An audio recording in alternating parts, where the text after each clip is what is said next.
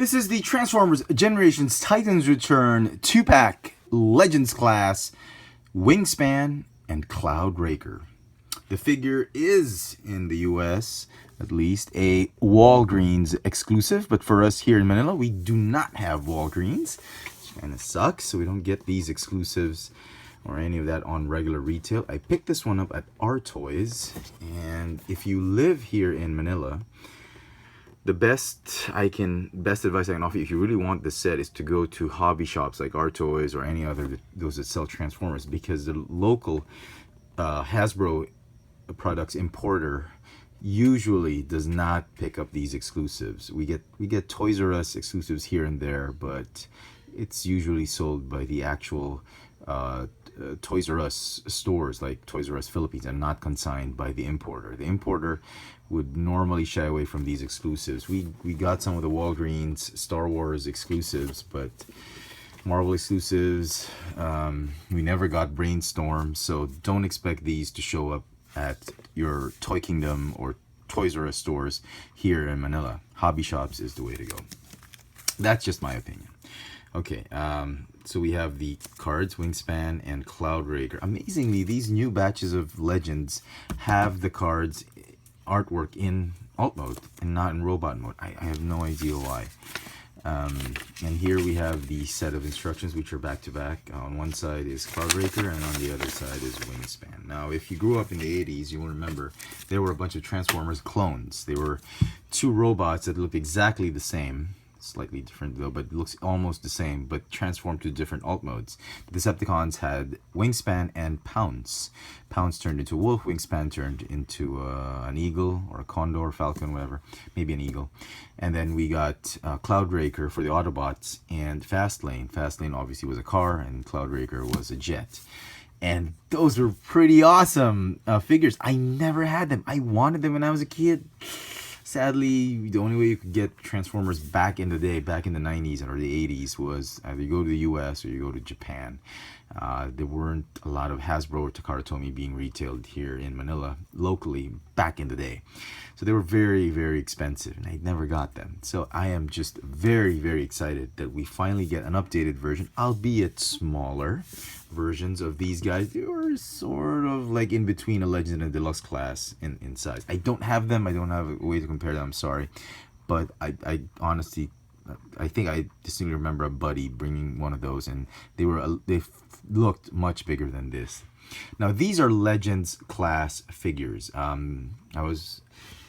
actually thought they were Deluxe class figures, which would have been great, but Legends class figures, good enough for me. So here they are with, let's just compare them with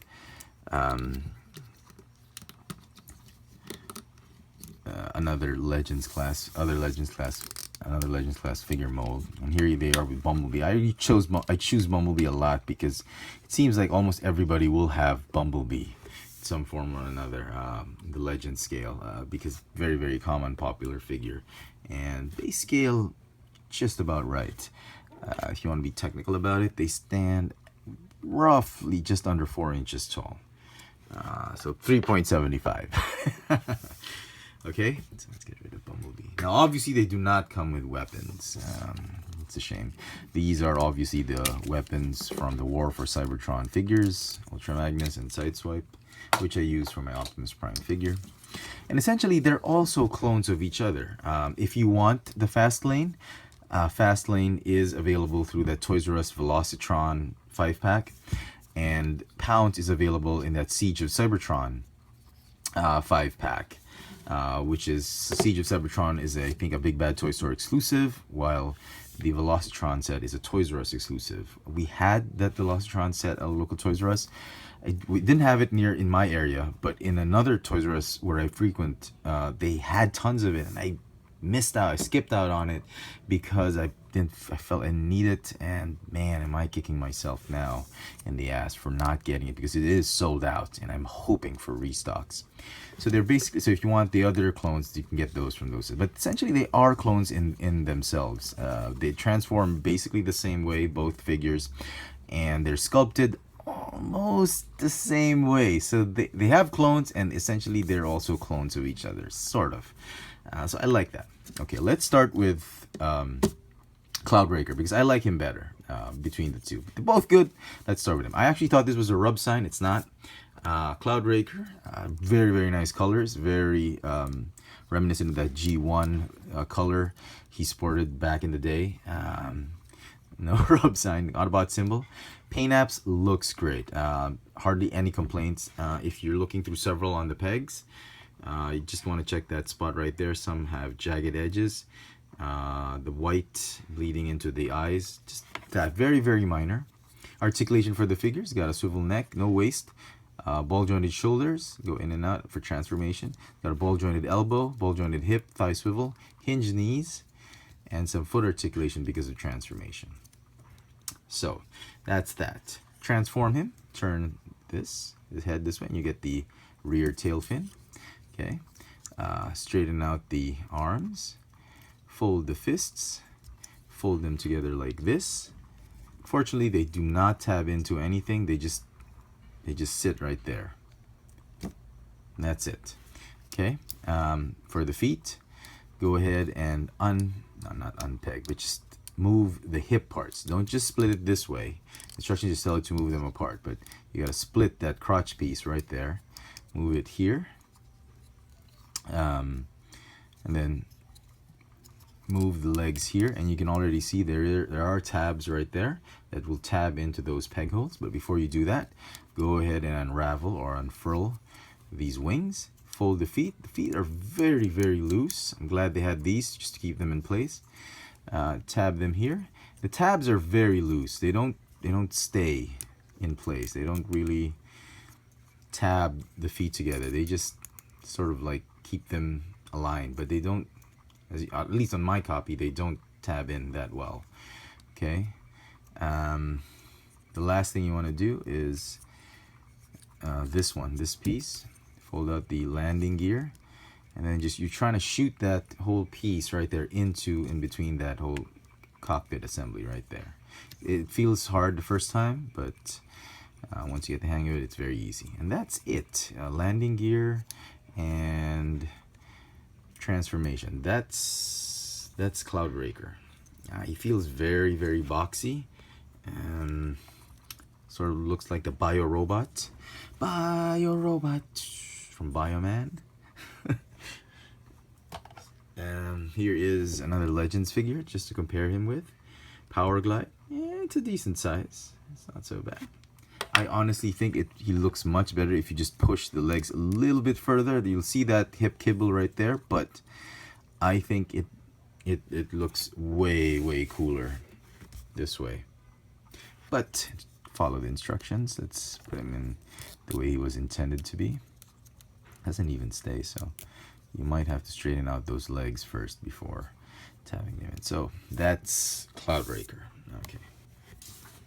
Now for Wingspan. I like Wingspan more. I think I'm gonna, man, I don't know if I can shell out all that money for just a Legends class figure. That Siege and Cybertron is very, very expensive. It's like $150, I think, right now. And I'm not, just for this figure, just for this clone, I don't think I'm gonna do that. Same with the Toys R Us set. Toys R Us set is like $120, and like, oh, just to get the clone, I don't think I'm gonna do that. So we'll see. If a buddy's gonna split the set with me, why not? So the same thing. Nice paint apps, hardly anything to complain about on this figure compared to this figure. The magenta, the blues, the yellows, they turned out great. I love the G1 vibe he's sporting. The colors, yes, really, really amazing. If at all any complaints, it's the tail. But the tail, if you fold it this way, kind of looks like a waist cape, so that's fine. But wish the tail would have folded back, but that's just nitpicking. So the figure is excellent. I thought it was a rub sign. It's not. Nice sticker right there. Articulation's got a swivel neck, ball jointed shoulders, ball jointed elbow, and a bicep swivel. And I thought that was redundant, but I'm not complaining.